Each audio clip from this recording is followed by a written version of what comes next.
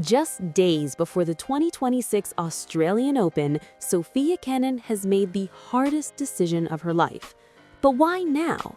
We dug into the timeline of their split, and the signs of this breakdown were visible months ago if you knew where to look. Look at the Hawkeye trace from the second set of her Brisbane loss to Ekaterina Alexandrova. Her average first serve speed plummeted by 8 miles per hour in just 3 games. That is not a physical injury.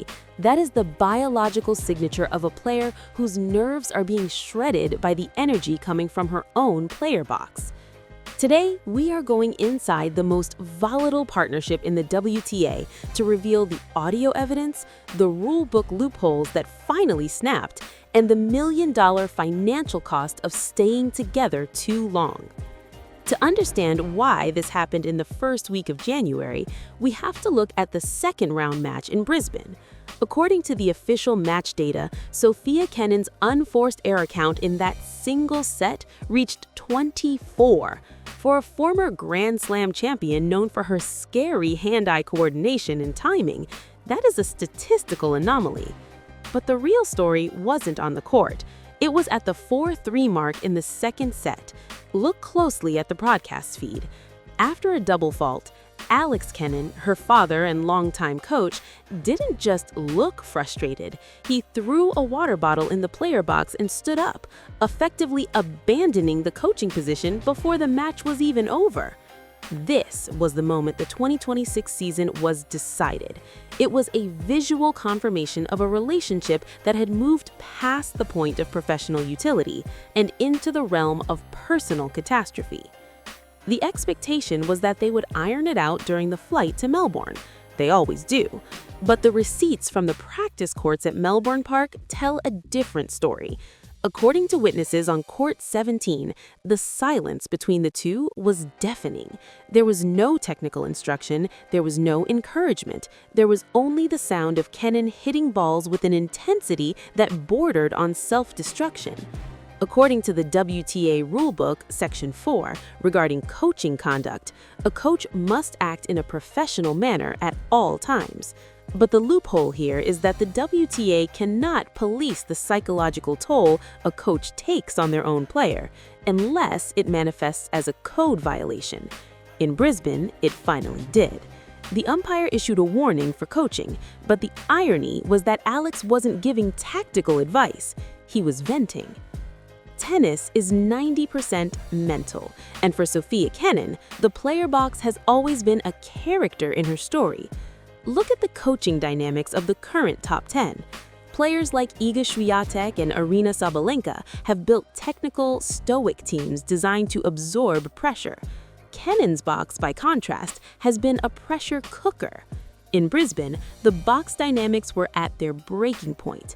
When Kenin looked up for guidance after a missed backhand, she didn't see technical advice. She saw a father who was visibly suffering with her. That emotional bleed-over is a tactical weapon used against her by opponents. Scouting reports on Kenin now frequently mention waiting for the box to explode. If you can keep Kenin on court for more than 90 minutes, the internal friction of her team often does the work for you. It is a known weakness in the locker room. Her rivals know that if they can force a few early errors, the drama in the Kenin box will escalate, effectively giving them a 2-on-1 advantage. This brings us to the financial fallout. The decision to fire her father just before her most successful Grand Slam is a high-stakes gamble. According to current WTA prize money distributions for 2026, a first-round exit at the Australian Open costs a player nearly $100,000. For Kenin, who has seen her ranking slide from a career high of world number 4 down to number 28, every ranking point is a lifeline. She is defending a significant amount of points from her 2025 run in Charleston and her deep run in the 2025 doubles circuit. If she fails in Melbourne, she risks dropping out of the top 50 entirely. The financial implications are staggering. Sponsorship renewal clauses for top-tier tennis players are often tied to maintaining a top 30 ranking. By falling to number 28, Kenin is standing on a trapdoor. A poor Australian Open would trigger performance penalty clauses in her equipment and apparel contracts, potentially costing her hundreds of thousands in bonuses and guaranteed income. But why did the audio evidence from the United Cup prove this was coming? During a changeover in the match against Great Britain, a hot mic captured a fleeting but devastating exchange. As Kenin sat down, she buried her face in a towel. Her father leaned over the railing and said, "You are playing like you don't want to be here." Kenin's response was barely audible, but lip reading confirmed she said, "I don't want to be here with you." This was the breaking point. The transition from technical disagreement to personal resentment is the hardest thing to fix in a family coaching dynamic. We have to talk about the historical head-to-head context here.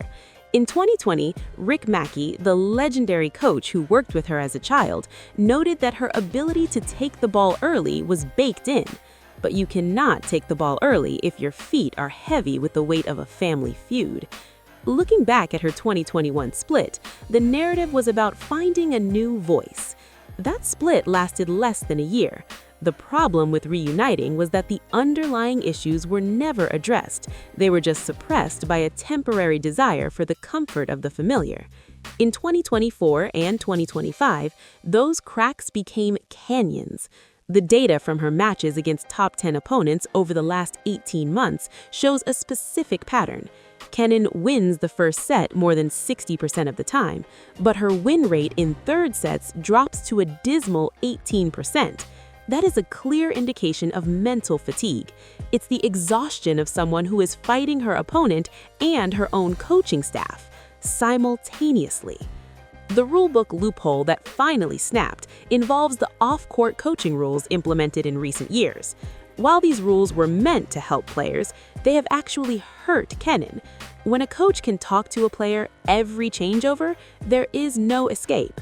For Sofia, the constant feedback loop became a constant criticism loop.